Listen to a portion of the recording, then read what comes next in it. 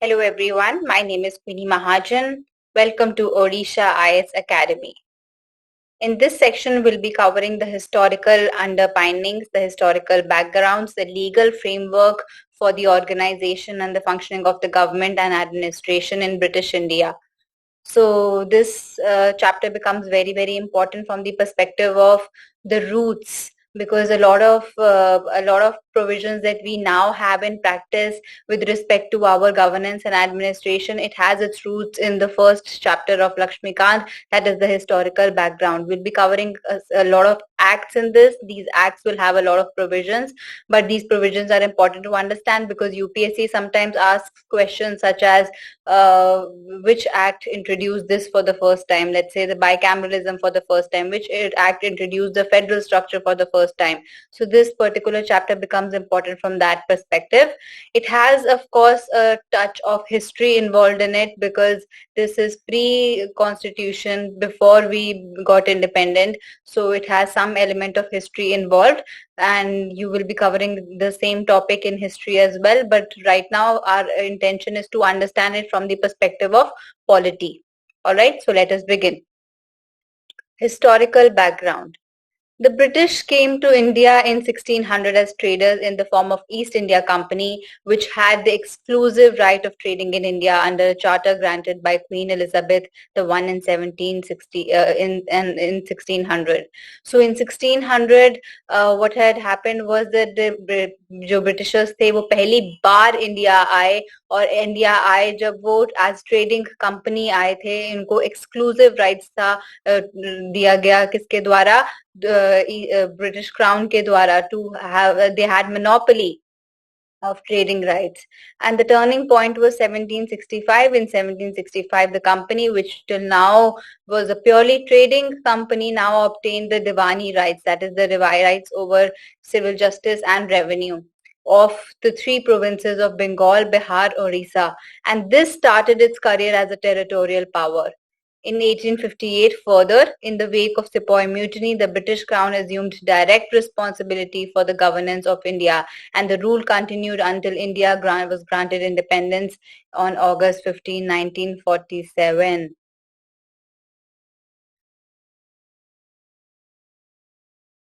तो इस चैप्टर को जब हम समझेंगे, इसको हम दो भाग में डिस्ट्रीब्यूट करेंगे. One is the period between 1773 to 1858.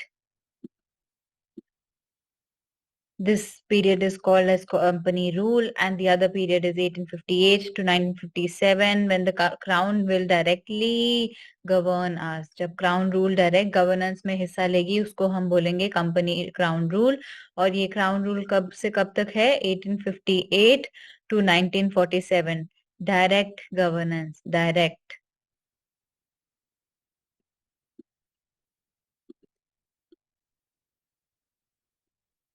Yeah, understood? All clear? So अभी हम करेंगे रेगुलेटिंग एक्ट ऑफ 1773. जो रेगुलेटिंग एक्ट है of 1773, this becomes important from the perspective of 3 points. So 3 points है जो main important regulating act of 1773 की importance को दिखाता है. वो है कि this was the first attempt made by the crown to regulate and to control and regulate the affairs of the company. इससे पहले जो थी कंपनी अपने आप खुला एक शेर की तरह जो जहां पे भी मन चाहे जो भी कर सकती थी, लेकिन this through this act, regulating act of 1773, the British Crown attempted to control and regulate the affairs of the company. It asked the court of directors, so जो court of directors थे, जो main उनकी governing body थी, so court of directors had to report to the crown. उनको reporting देनी थी crown को regarding all its military, political and revenue affairs of the company within India. Then another important fact what that made this particular regulating act important was the introduction of centralization. तो जो governor general of Bengal थे उनका designation change किया गया और उनको क्या किया गया, उनका designation from governor of Bengal to governor general of Bengal किया गया। और उनको जो governor of Bombay and Madras presidency के गवर्नर थे उनको उनके गवर्नर जनरल ऑफ बंगाल के सबॉर्डिनेट किया गया। So the governor of Bombay and Madras were made subordinate to the governor general of Bengal. And the governor general of Bengal को असिस्ट करने के लिए एक एग्जीक्यूटिव काउंसिल क्रिएट किया गया ऑफ 4 मेंबर्स। तो इससे पहले जो legislative functions and legislative functions को क्लियर डिमार्केशन नहीं किया था, वो जो लेजिस्लेटिव फंक्शंस का क्लियर डिमार्केशन किया था बाद में किया गया था under the charter act of 1853। लेकिन यहाँ पे एक एग्जीक्यूटिव बॉडी क्रिएट की गई, एग्जीक्यूटिव काउंसिल जिसका नाम था, और जिसमें 4 मेंबर्स थे। Another important point of this particular act, regulating act of 1773, is that Supreme Court was created, and जिसमें सुप्रीम कोर्ट में 3 जजेस होने थे प्लस 1 चीफ जस्टिस। So 3 जजेस plus 1 chief justice supreme court में। और जो कंपनी थी इस टाइम पे इस टाइम तक कंपनी काफी लॉसेस में भी जा रही थी, बिकॉज जो कंपनी के सर्वेंट्स थे वो प्राइवेट ट्रेड करते थे and they started becoming rich, but the company was going in losses. So the crown what it completely prohibited the company servants to engage in any kind of bribe or native trade। तो इन्होंने मना कर दिया कि ना तो ये bribe लेंगे ना कोई नेटिव के साथ ट्रेड करेंगे खुद से। So these are the important points of regulating act that we need to remember. Then comes the act, amending act of 1781। तो जो amending act of 1781 है वो उसका basically intention था to rectify, to undo the mistakes which according to the crown, ये जो गलतियां कुछ हो गई उनसे, तो वो जैसे रेगुलेटिंग एक्ट ऑफ 1773 की कुछ मिस्टेक्स थी उसको रेक्टिफाई करने के लिए अमेंडिंग एक्ट ऑफ 1871 को इनैक्ट किया गया। तो अमेंडिंग एक्ट ऑफ 1871 का मेन जो पावर थी, मेन जो प्रोविजन था वो ये था कि it diluted the powers of the supreme court, और इन्होंने एग्जीक्यूटिव काउंसिल को और पावर दी गई। तो अभी क्या किया गया कि जो एग्जीक्यूटिव काउंसिल के गवर्नर थे और जो सर्वेंट्स थे, तो वो अपने जो भी ऑफिशियल कैपेसिटी में काम करेंगे तो उनके लिए, उनको ऑफिशियल कैपेसिटी में काम करने के लिए उनको सुप्रीम कोर्ट को आंसरेबल नहीं होना, और कोई भी रेवेन्यू से रिलेटेड जो भी बात होगी उसके लिए भी वो सुप्रीम कोर्ट को आंसरेबल नहीं होंगे। तो इट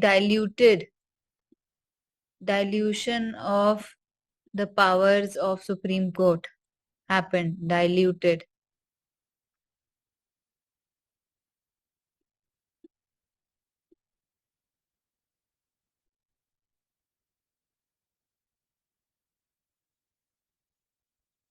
लेकिन सुप्रीम कोर्ट के जुरिस्डिक्शन बढ़ाई गई। सो अभी सुप्रीम कोर्ट की जुरिस्डिक्शन कैलकाटा के प्रोविंस के लिए की गई, उनको जुरिस्डिक्शन दी गई।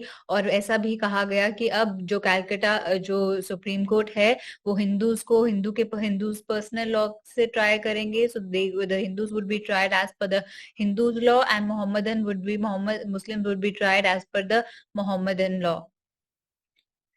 Then comes the Pitt's India Act of 1784। तो पिट्स इंडिया एक्ट ने डबल गवर्नमेंट इंट्रोड्यूस करी, dual government,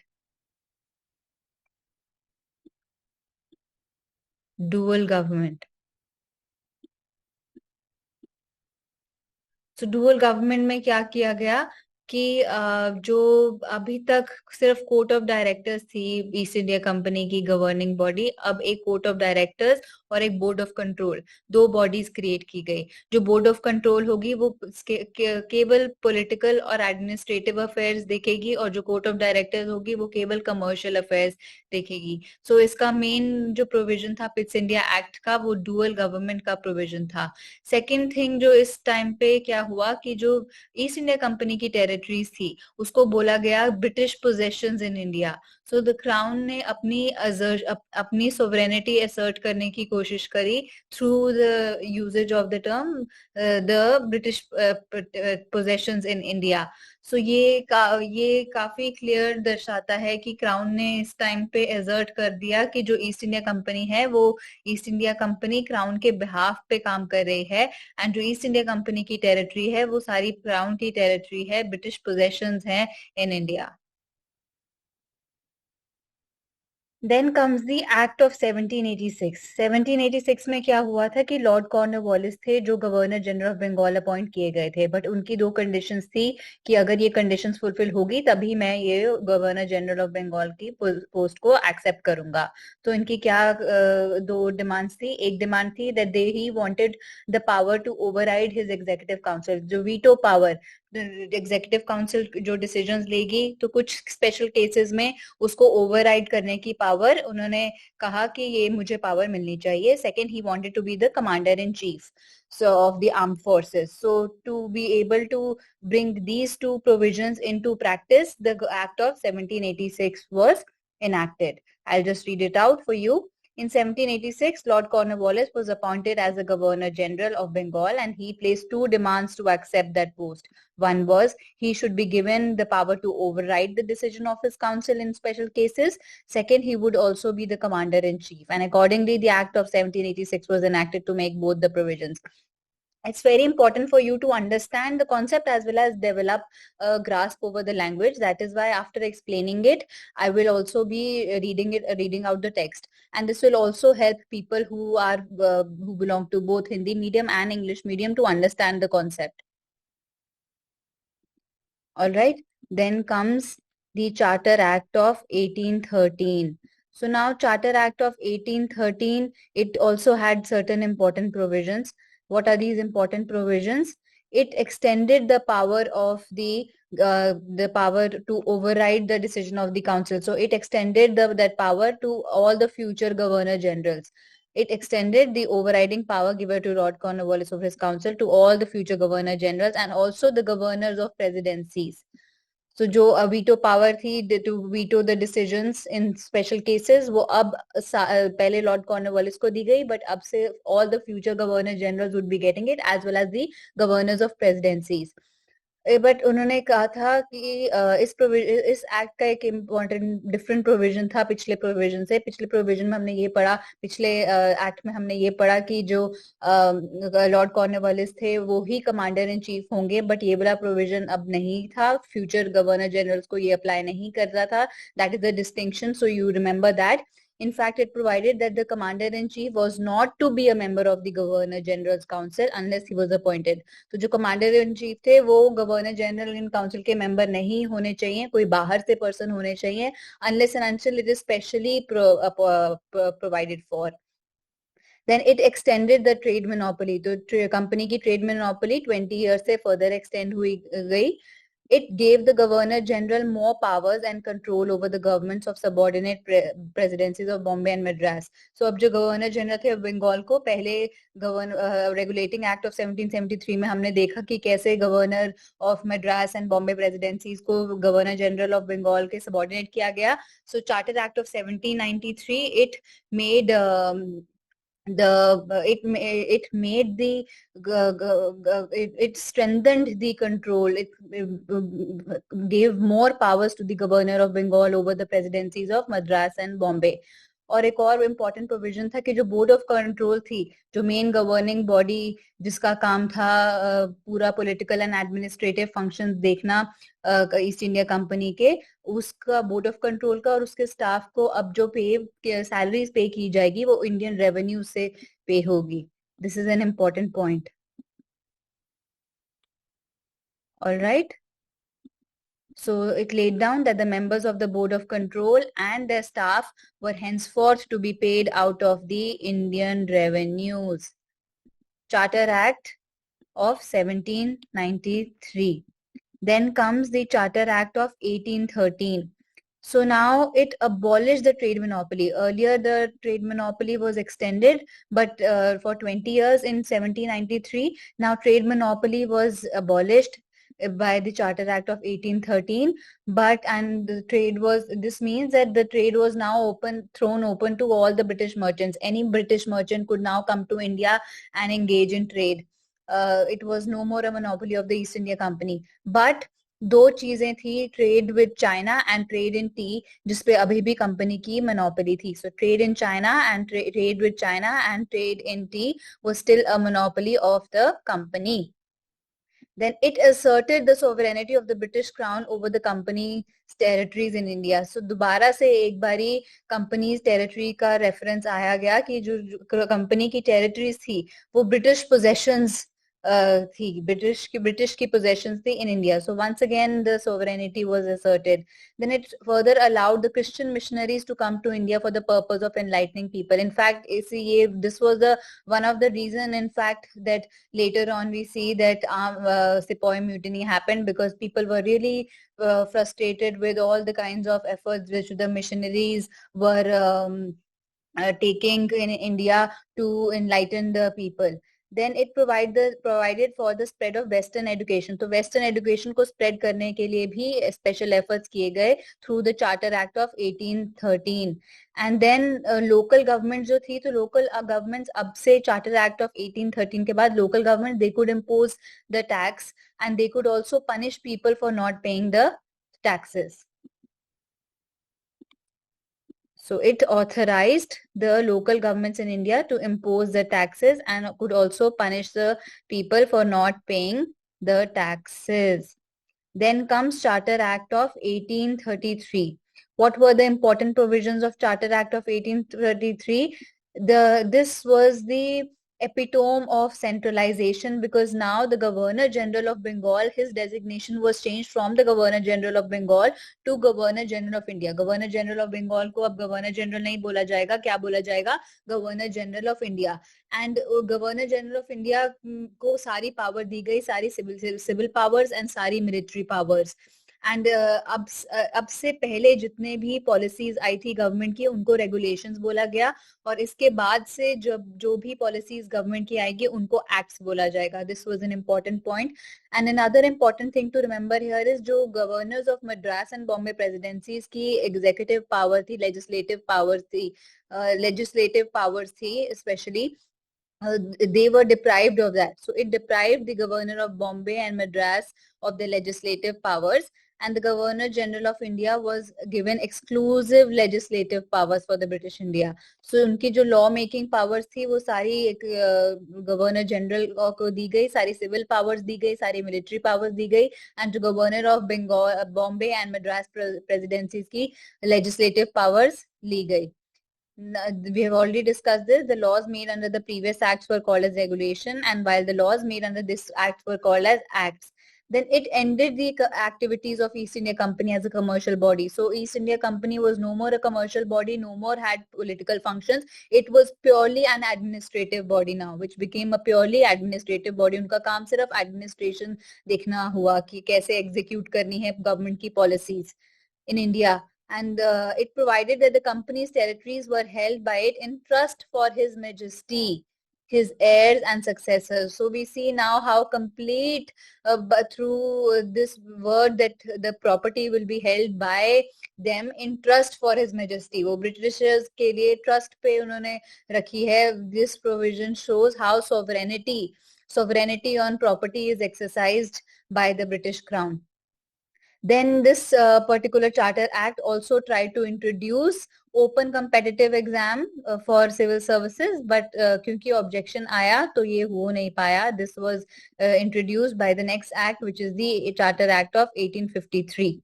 So let us go ahead.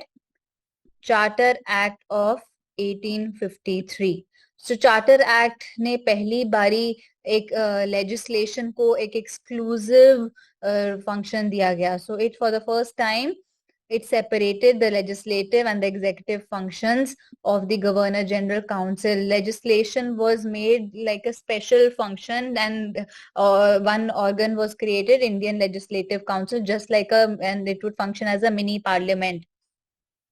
Then it introduced open competition system for selection and recruitment of civil servants. So Charter Act of 1853 ने introduce करा कि कैसे अब जो है civil servants, they could now sit for the exam. Open competition होगा, जो they could sit for the exam, appear for the exam, and then get their services. It was thrown open.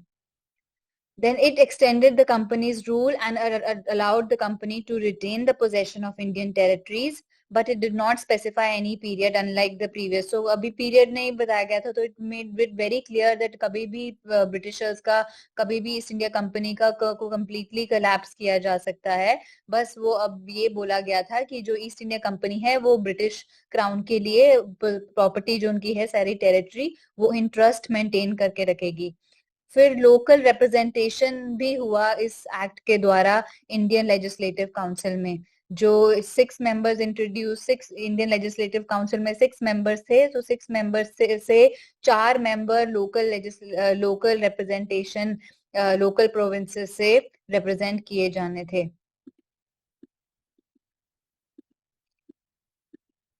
All clear?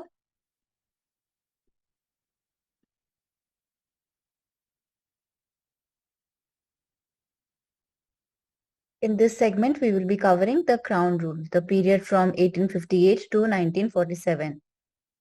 तो जो सबसे पहला act है वो है government of India act 1858. फिर उसके बाद हम पढ़ेंगे Indian councils act of 1861, then Indian councils act of 1892, then Indian councils act of 1909, फिर गवर्नमेंट ऑफ इंडिया एक्ट 1919, फिर गवर्नमेंट ऑफ इंडिया एक्ट 1935 और फाइनली इंडियन इंडिपेंडेंस एक्ट 1947.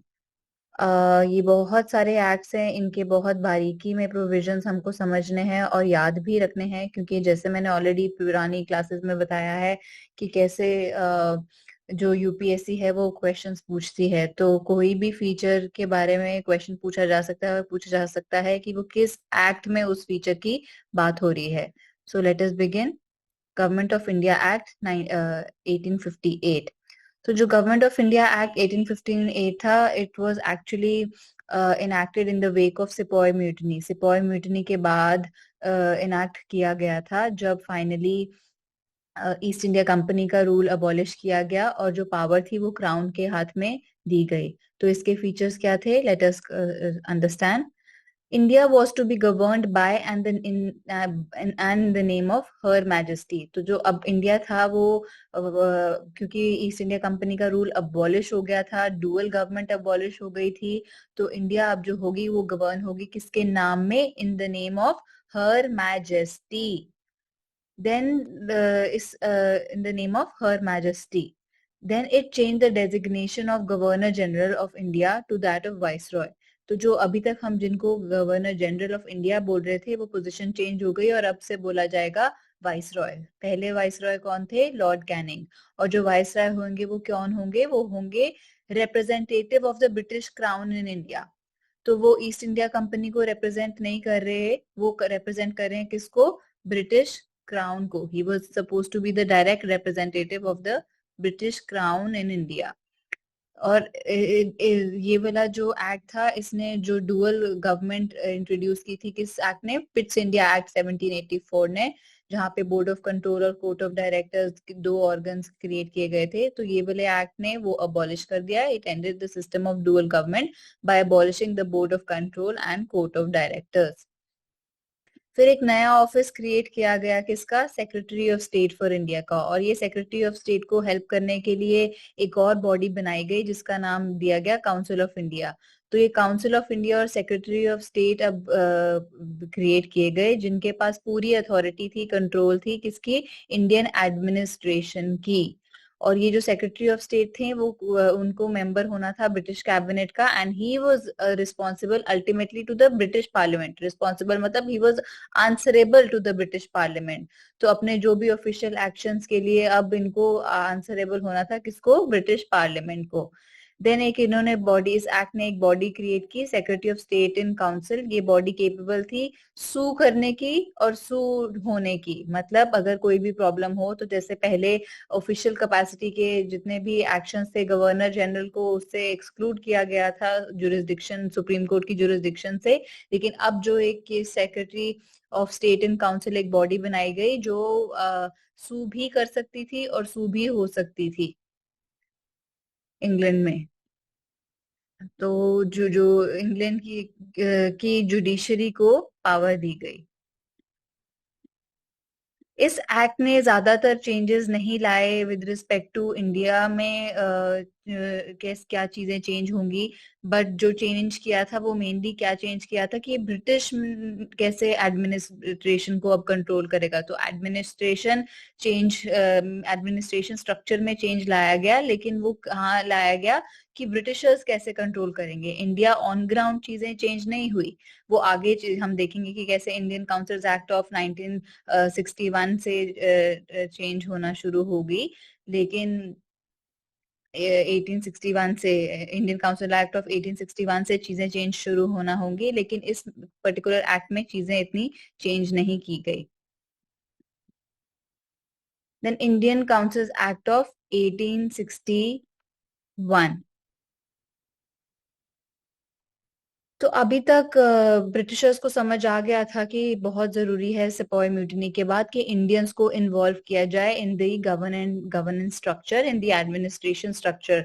तो ये जो एक्ट था, ये इसलिए लैंडमार्क था इस पर्टिकुलर प्रोविजन के लिए। क्यों? क्योंकि इन्होंने it made the beginning of representative institutions. So ये शुरुआत हुई रिप्रेजेंटेटिव इंस्टीट्यूशंस की। कैसे? इंडियंस को इंक्लूड किया गया लॉ मेकिंग प्रोसेस में।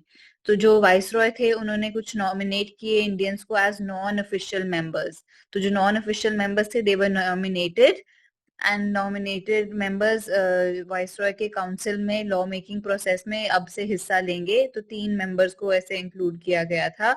तो ये हमें याद रखना है कि रिप्रेजेंटेटिव इंस्टीट्यूशन, जो रिप्रेजेंटेटिव, अभी हमारी क्या है, डायरेक्ट डेमोक्रेसी नहीं है, इनडायरेक्ट डेमोक्रेसी है, रिप्रेजेंटेटिव डेमोक्रेसी है।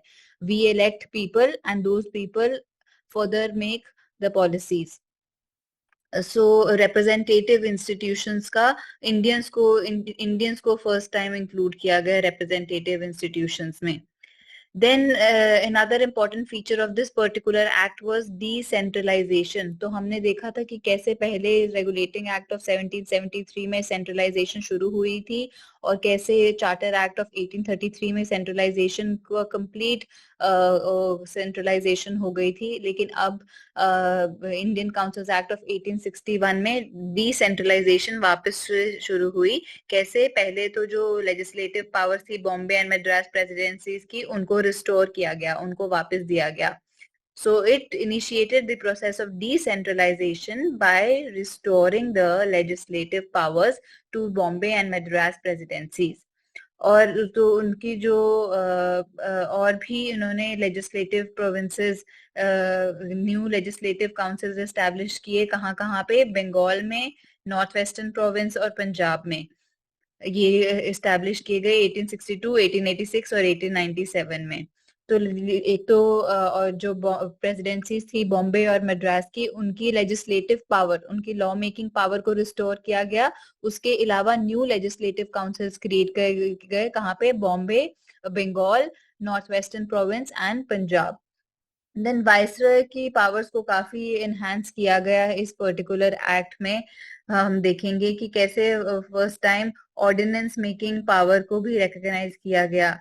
तो अब वाइसरॉय किसी भी इमरजेंसी सिचुएशन में ऑर्डिनेंस बना सकते थे। Ordinance is a temporary law. जो अभी प्रेसिडेंट के पास भी ऑर्डिनेंस मेकिंग पावर है, उसकी रूट्स कहाँ से आती है? इस पर्टिकुलर एक्ट से, Indian councils act of 1861। So it empowered the viceroy to make the rules and the orders for more convenient transaction of business in the council। तो जितने भी रूल्स एंड ऑर्डर्स है कि कैसे काउंसिल में चीजें होंगी, कैसा उनका डे टू डे बिजनेस होगा, वो सारे रूल्स कौन बनाएगा? वाइसरॉय। और ये आज की डेट में किसके पास पावर्स हैं? प्रेसिडेंट के पास। It also give the recognition to the portfolio system. So वैसे तो पोर्टफोलियो सिस्टम किसने इंट्रोड्यूस किया था? लॉर्ड कैनिंग ने इंट्रोड्यूस किया था 1859 में। तो इस एक्ट ने फॉर्मल ऑफिशियल रिकॉग्निशन दी पोर्टफोलियो सिस्टम को इन 1861 में। All right. And it empowered the viceroy to issue ordinances. हमने डिस्कस कर लिया है कि वो ऑर्डिनेंस इशू कर सकते थे without the concurrence of legislative council during an emergency. तो बिना लेजिस्लेटिव काउंसिल के इंटरफेरेंस के वो ऑर्डिनेंस बना सकते थे and during an emergency. Next comes our Indian Councils Act of 1892। So this becomes very important. क्यों? क्योंकि अभी जो लॉ मेकिंग में इंडियन रिप्रेजेंटेशन इंट्रोड्यूस की गई थी, इंडियन काउंसिल्स एक्ट ऑफ 1891, तो वो 1861 में, तो वो 1892 में उनकी नंबर को बढ़ाया गया।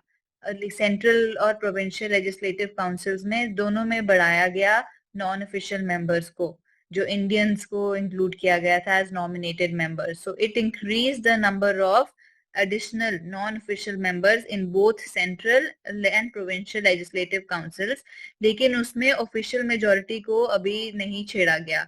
तो जो अभी ब्रिटिश की मेजोरिटी थी, जो अपॉइंटेड मेंबर्स थे, वो अभी भी और अभी तक इलेक्शंस इंट्रोड्यूस नहीं किए गए थे।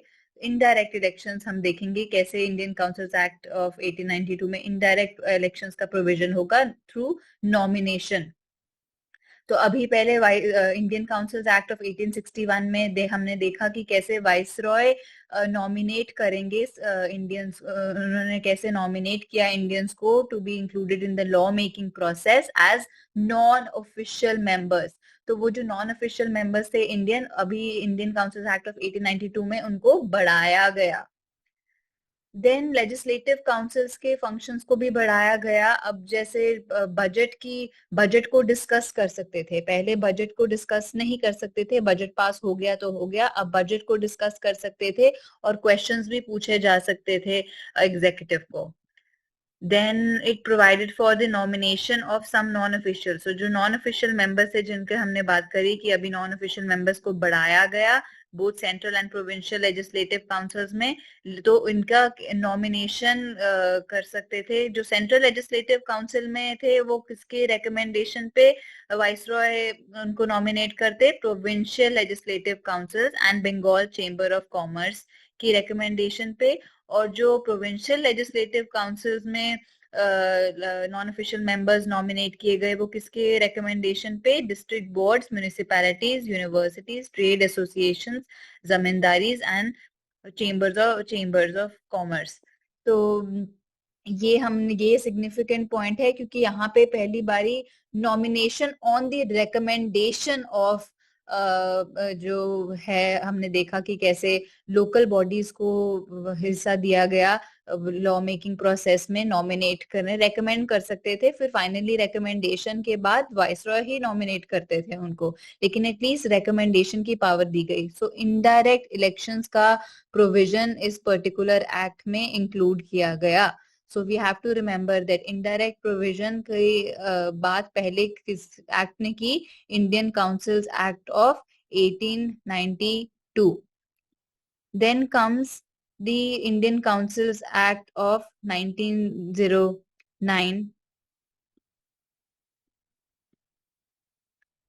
इसको मॉर्लेमेंटो रिफॉर्म्स भी बोला जाता है, इंडियन काउंसिल्स एक्ट ऑफ 1909, और मॉर्लेमेंटो रिफॉर्म्स के नाम से भी ये प्रसिद्ध है काफी। तो अब इस एक्ट के फीचर क्या थे? अभी जो लेजिस्लेटिव काउंसिल्स के मेंबर्स थे बोथ सेंट्रल और प्रोविंशियल लेवल पे, तो उन्होंने उनका साइज बढ़ा दिया गया, बिकॉज यहाँ पे अब इस टाइम तक कांग्रेस भी फॉर्म हो चुकी थी और बहुत ज्यादा डिमांड थी to include the Indians in the law making process. So and to increase the size also of the legislative councils, तो ये यहाँ पे इन्होंने इंट्रोड्यूस किया। So it increased the size of legislative councils both at the central and the provincial level. ये important point है that we have to remember. और जो ऑफिशियल मेजोरिटी थी उसको रखा गया, ऑफिशियल मेजोरिटी मतलब जो अपॉइंटेड मेंबर्स थे, जो ब्रिटिशर्स थे, सो उनको रखा गया as an official majority at the central legislative council. But जो प्रोविंशियल लेजिस्लेटिव काउंसिल्स थे वहां पे फिर भी नॉन ऑफिशियल मेजोरिटी को अलाउ कर दिया गया, विच मीन्स दैट जो नॉमिनेटेड मेंबर्स थे, जो इंडियंस थे as non official members, nominated as non-official members, they were now they could now be more than the official members at what level? At the provincial level. Deliberative functions भी बढ़ाए गए। Deliberative functions मतलब कि जैसे जो जहाँ पे ज्यादा डिस्कशन, आप क्वेश्चंस पे क्वेश्चन पूछ सकते हो, क्वेश्चन के बाद एक आप सप्लीमेंट्री क्वेश्चन पूछ सकते हो, कोई भी process which involves a lot of discussion, that's a deliberative process. So in it enlarge the deliberative functions of the legislative councils at both the levels. So दोनों लेवल पे, जो सेंट्रल लेवल पे और प्रोविंशियल लेवल पे जो deliberative functions थे council के, वो बढ़ाए गए. और जैसे मेंबर्स अब पूछ सकते थे question, supplementary question, resolution move कर सकते थे बजट पे, and etcetera so on. Then Indians को पहली बारी, अभी लॉ मेकिंग प्रोसेस में तो इंडियंस को इन्वॉल्व कर दिया था, किस एक्ट से किया था? इंडियन काउंसिल्स एक्ट ऑफ 1861 से. बट एग्जीक्यूटिव काउंसिल में अभी तक नहीं इंक्लूड किया था. It was the Indian councils act of 1909 जिसने इंडियंस को इंक्लूड किया executive council of viceroy and governor में. So it provided for the first time for the association of Indians with the India, with the executive councils of the viceroy and the governor. And कौन थे पहले जिन्होंने viceroy के executive council को join किया था? Satyendra Prasad Sinha. He was appointed as the law member. तो अब इंडियंस को एग्जीक्यूटिव काउंसिल में भी इंट्रोड्यूस किया है, which was a big big turning point. Big बड़ा लैंडमार्क था, क्योंकि एग्जीक्यूटिव काउंसिल में अभी तक सिर्फ और सिर्फ ब्रिटिशर्स ही थे, इंडियंस नहीं थे. सो Satyendra Prasad Sinha was the first member to be involved to join the Viceroy's Executive Council. तो ये मॉर्ले मिंटो रिफॉर्म्स ने काफी सारे अच्छे चेंजेस लेके आए, जिससे साइज बड़ा कर दिया प्रोविंशियल और लेजिस्लेटिव काउंसिल दोनों का. देन डेलिबरेटिव फंक्शंस बढ़ाए गए. देन इंडियन को इंक्लूड किया गया एग्जीक्यूटिव काउंसिल में. बट जो मेन कारण जो मेन प्रोविजन था जिसके कारण क्रिटिसाइज किया गया मॉर्ले मिंटो रिफॉर्म्स को और इंडियन काउंसिल एक्ट को, वो था introduction of separate electorate for Muslims.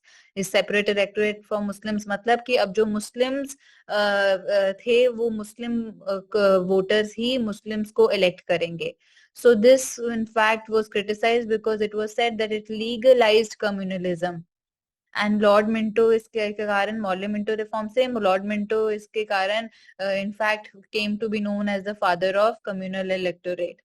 So it introduced a system of communal representation for Muslims by accepting the concept of separate electorate. Under this, the Muslim members were to be elected only by the Muslim voters. सो ये वाला जो इस point के कारण, क्योंकि अभी separate electorate ने legalise कर दिया communalism, differentiation based on the fact that the religion is different. So इस कारण ये काफी क्रिटिसाइज हुआ था. और इसके कारण काफी ये कांग्रेस को और अदरवाइज इंडियंस को, ये कांग्रेस को ये सहमति नहीं थी इस पर्टिकुलर पॉइंट से, बट ये इंट्रोड्यूस कर दिया गया था. और सेपरेट इस पर्टिकुलर एक्ट ने और भी प्रोविजन इंट्रोड्यूस किए, जैसे separate representation of presidency corporations, chambers of commerce, universities and zamindars. तो इनको यूनिवर्सिटीज को, जमींदार्स को, चेंबर्स ऑफ कॉमर्स और प्रेसिडेंसीज को सेपरेट रिप्रेजेंटेशन दी गई. Then comes our government of India act 1919. ये एक्ट बहुत बहुत इम्पोर्टेंट है, because first time self governance को इंट्रोड्यूस करा और रिस्पॉन्सिबल गवर्नमेंट को इंट्रोड्यूस करने की बात की गई. Responsible government means answerable. अभी तक जो थी वो क्राउन जो रिप्रेजेंटेटिव थे, सेक्रेटरी ऑफ स्टेट थे, ही was answerable, he was answer responsible government कैसे थी? वो ब्रिटिश पार्लियामेंट को आंसरेबल थी. लेकिन अभी executive would be responsible to the legislature. That is what is a responsible government. Currently we are following a model of parliamentary democracy where in the executive is responsible to the legislature. हम आगे parliament के chapter में पढ़ेंगे कि कैसे executive is the answerable to legislature and कैसे different provisions है to ensure this response to ensure that the government is responsible and enjoys the confidence of the legislature. और बहुत सारे provisions है जो कि अगर confidence ensure ना करे तो it leads to the collapse of the government. तो Government of India Act 1919 था, ये अगस्त रिफॉर्म्स के बाद आए थे. तो उस टाइम पे ये बहुत बड़ा लैंडमार्क था, क्योंकि रिस्पॉन्सिबल गवर्नमेंट और सेल्फ गवर्नेंस की बात हो रही थी.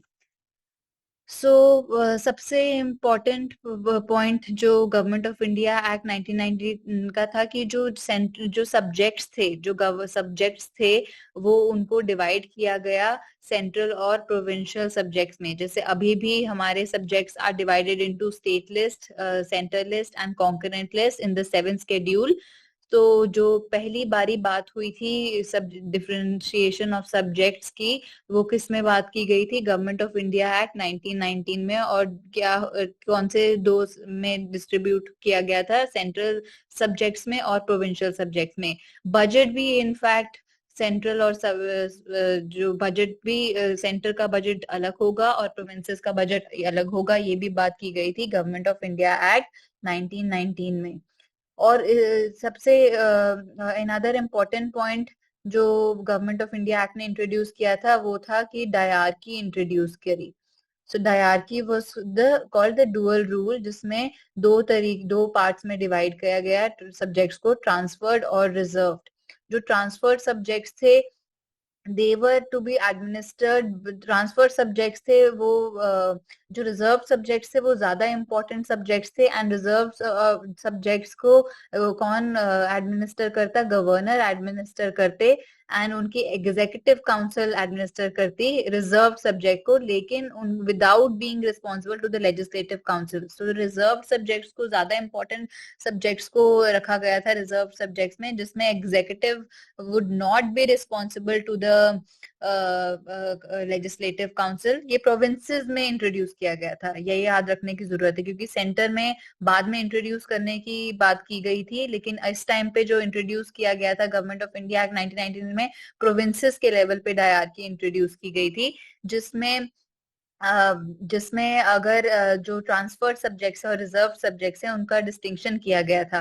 रिजर्व सब्जेक्ट्स को कौन एडमिनिस्टर करेंगे? Governor with the help of his executive council, अपने एग्जीक्यूटिव काउंसिल के साथ एडमिनिस्टर करेंगे वो सब्जेक्ट्स, और वो रिस्पॉन्सिबल नहीं होंगे लेजिस्लेटिव काउंसिल को। लेकिन ऑन द अदर हैंड जो ट्रांसफर सब्जेक्ट्स होंगे, transfer subjects were to be administered by the governor.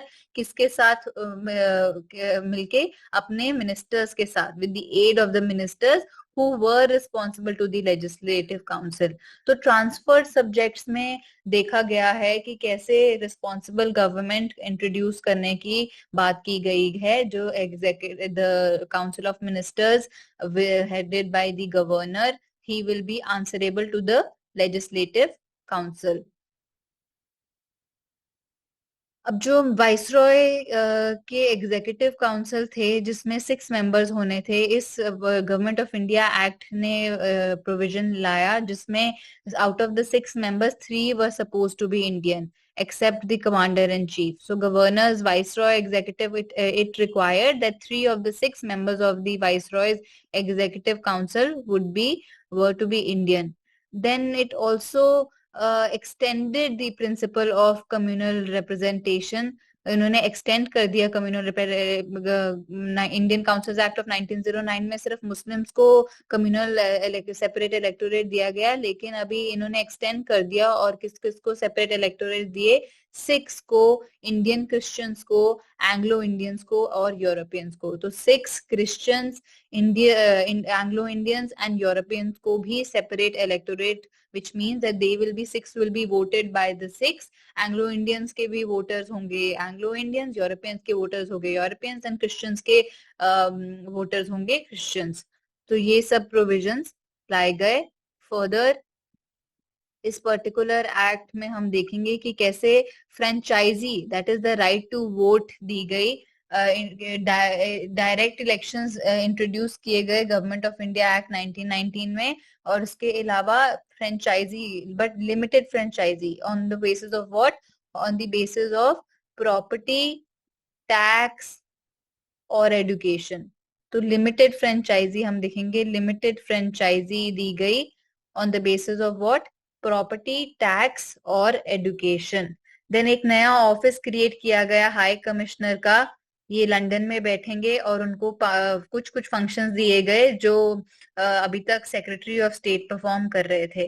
Then public service commission की बात की गई, establishment of public service commission, और एक सेंट्रल पब्लिक सर्विस कमीशन वो set up in 1926 for recruiting the civil servants. तो civil servants को recruit करने के लिए एक सेंट्रल पब्लिक सर्विस कमीशन को एस्टैब्लिश किया गया 1926 में, बट उसकी अब बात कब हो गई हुई वो government of India act of 1919 में।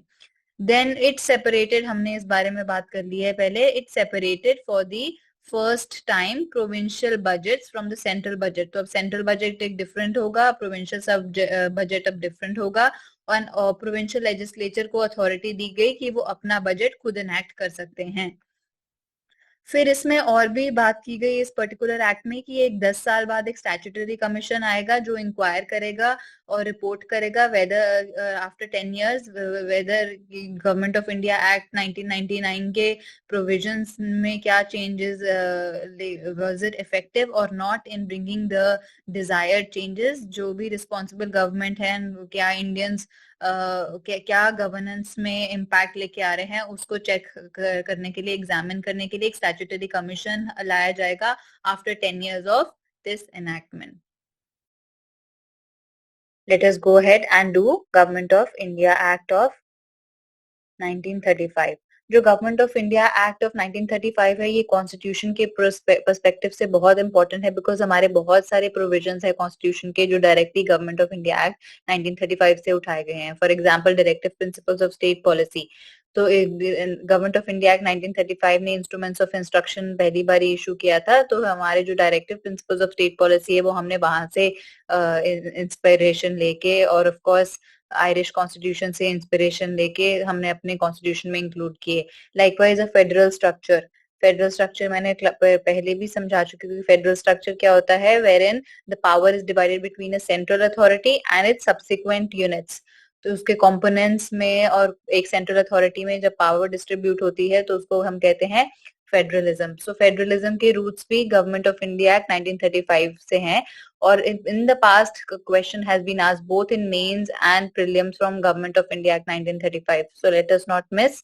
इसका सबसे पहले जो प्रोविजन है वो ये है कि इसने कोशिश करी to create an all India federation, जिसमें कौन कौन होगा, प्रिंसली स्टेट्स होंगी और प्रोविंसेस होंगी एज यूनिट्स, और अटेम्प्ट किया to divide the powers between the three list. List three list create करने की कोशिश करी, विच वाज फेडरल लिस्ट जिसमें सारे सेंटर के सब्जेक्ट्स होंगे, देन प्रोविंशियल लिस्ट होगी जिसमें प्रोविंसेस के सब्जेक्ट होंगे, और कॉन्करेंट लिस्ट जिसमें दोनों एडमिनिस्टर कर सकते हैं, सेंटर भी और स्टेट भी।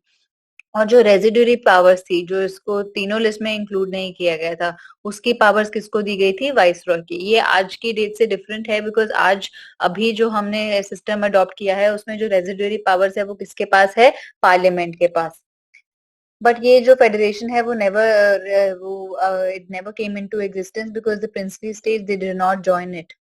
तो क्योंकि प्रिंसली स्टेट्स ने ज्वाइन ही नहीं किया तो फेडरेशन एग्जिस्टेंस में ही नहीं आया।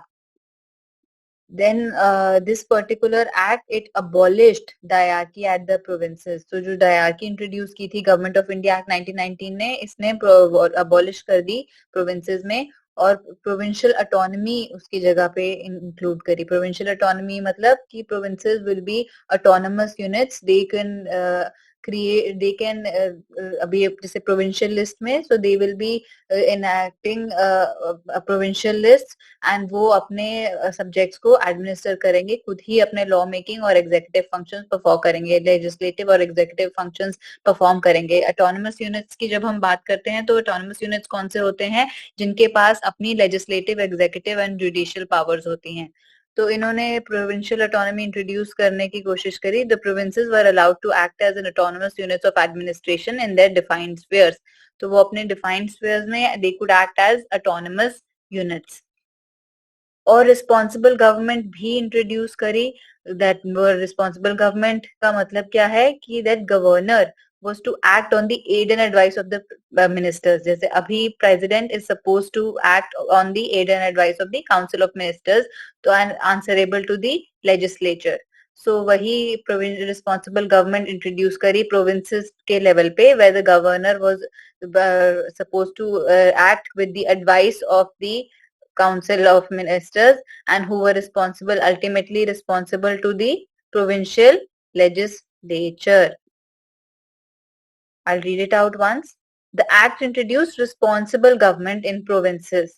That is, governor was required to act with the advice of the ministers responsible to the provincial legislature. So they were responsible to the provincial legislature. And kiske advice pe governor was supposed to act on the advice of the council of ministers.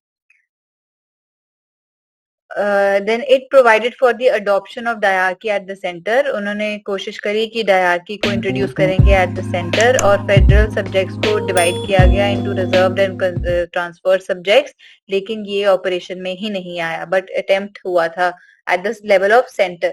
जो Government of India Act 1919 था उसने diarchy introduce की थी at the level of provinces, and the Government of India Act of 1935 tried to introduce it at the level of center and divided the subjects into transfer and reserved subjects. Transfer और reserved subjects क्या थे, हमने अभी किया था थोड़ी देर पहले.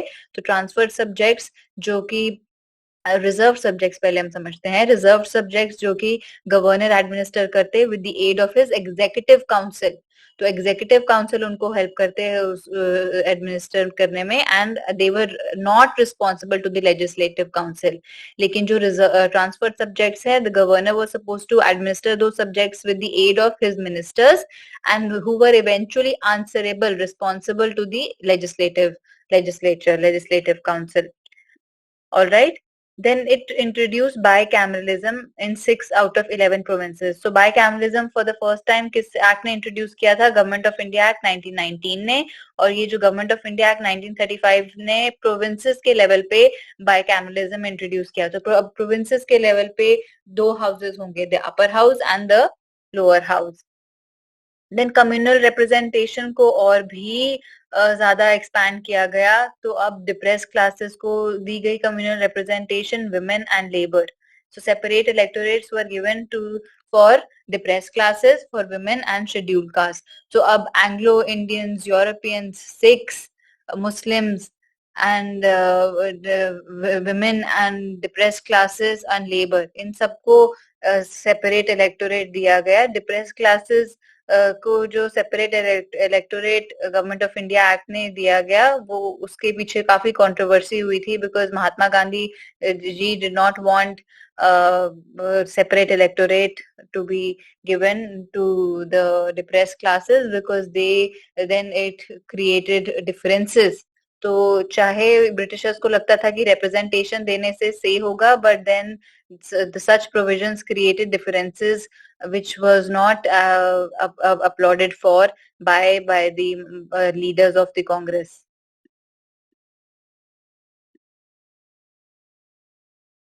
और गवर्नमेंट ऑफ इंडिया एक्ट के प्रोविजंस क्या थे? जो काउंसिल ऑफ इंडिया बॉडी थी, जो 1858 ने government of India act of 1858 में एस्टैब्लिश हुई थी, वो उन्होंने अबॉलिश कर दी, and the Council of India was abolished. The body which was created, a 15-member body which was created to help to assist Secretary of State, so that body was abolished. और उसकी जगह secretary of state को क्या दिया गया? एक team of just advisers. Body को abolish कर दिया गया, advisers were given.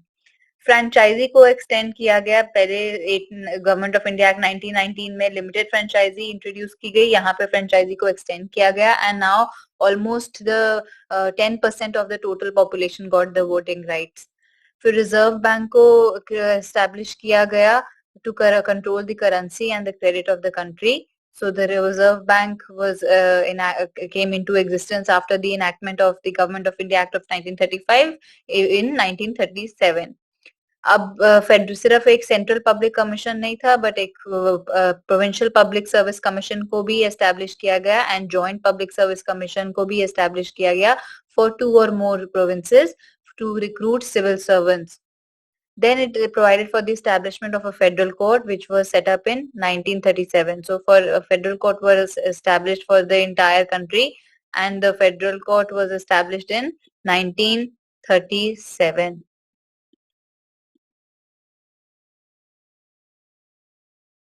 Finally comes the Indian Independence Act of 1947, through which we were given the independence. So what is the first important provision? it ended the British rule in India. तो British rule को खत्म किया और India को क्या declare किया as an independent and sovereign state. What is a sovereign state? A sovereign state is a state which is free to exercise its functions with respect to both internal affairs and external affairs. तो जो एक state है जो अपनी मर्जी से अपने exercise कर सकती है फंक्शंस बोथ इंटरनल अफेयर्स को लेके और एक्सटर्नल अफेयर्स को लेके, उसको हम बोलते हैं सॉवरेन स्टेट. फिर इन्होंने लेकिन पार्टीशन भी की, तो it provided for the partition of India और 2 इंडिपेंडेंट डोमिनियंस क्रिएट करे इंडिया और पाकिस्तान के, और दोनों को राइट दिया गया कि वो अपनी मेंबरशिप कॉमनवेल्थ से विड्रॉ कर सकते हैं कभी भी. So both they got the right to secede from the British commonwealth. जो वाइसरॉय का ऑफिस है उसको अबॉलिश किया गया और वाइसरॉय के ऑफिस की जगह गवर्नर जनरल का ऑफिस क्रिएट किया गया. और गवर्नर जनरल कौन अपॉइंट करेंगे? ब्रिटिश किंग अपॉइंट करेंगे लेकिन on the advice of the Dominions cabinet, not on the advice of the British Parliament, but on the advice of the Dominions cabinet. तो जो हमारी कैबिनेट एंड पाकिस्तान की cabinet advice करेगी, सो उसी basis पे governor general appoint होंगे, और वो जो वाइसरॉय की जगह गवर्नर जनरल को अपॉइंट किया गया. And British King Crown no more had any responsibility and no more had any responsibility with respect to the governance and administration of our country. So His Majesty's government in Britain was to have no responsibility with respect to the government of India and Pakistan.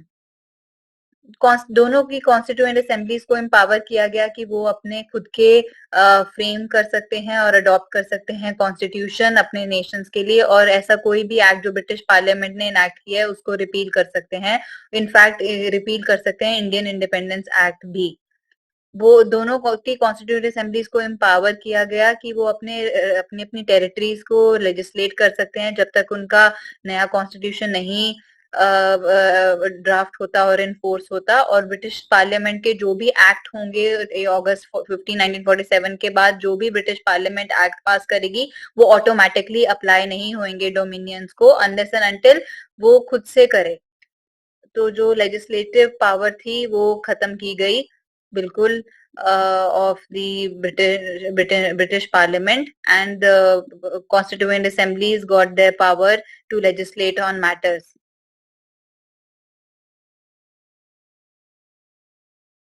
All right. Then जो secretary of state का office था वो abolish किया गया, secretary वो completely, और जो उनकी पावर्स थी वो सारी common secretary of state for commonwealth affairs को दी गई.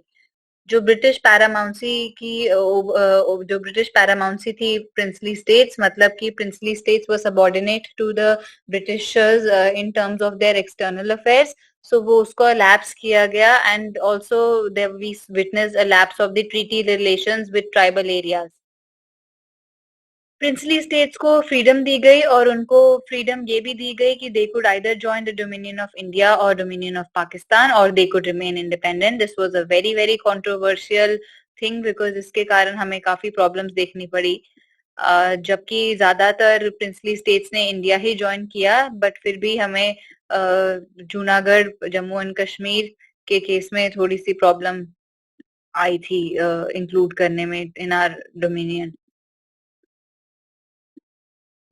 Then it provided for the governance of each of the dominions and provinces by the Government of India Act of 1935. जब तक नया कॉन्स्टिट्यूशन नहीं फ्रेम होता तब तक जो डोमिनियंस है वो किससे गवर्न होंगे? 1935 एक्ट से. और जो ब्रिटिश मोनार्क की राइट थी टू वीटो द बिल्स और टू रिजर्व द बिल्स, जो अब की प्रेसिडेंट के पास पावर है वो उस टाइम पे ब्रिटिश मोनार्क के पास पावर थी. So the power now was transferred for the governor general, and the governor general would the governor general would have full power to assent to any bill in the name of His Majesty. So governor general को veto करने की जो power, जो British monarch के पास power थी, वो governor general को दी गई. एंड जो गवर्नर जनरल ऑफ इंडिया थे और जो प्रोविंशियल गवर्नर थे उनको कॉन्स्टिट्यूशनल हेड बनाया गया, स्टेट्स का nominal head. They were to be act on the advice of the Council of Ministers in all the matters. So they had to act on the aid and advice of the Council of Ministers in all the matters. The title of Emperor of India from royal titles was dropped from the titles of King of England. So अब वो जो King of England थे उनके titles में से Emperor of India को drop कर दिया गया. He was no more the emperor.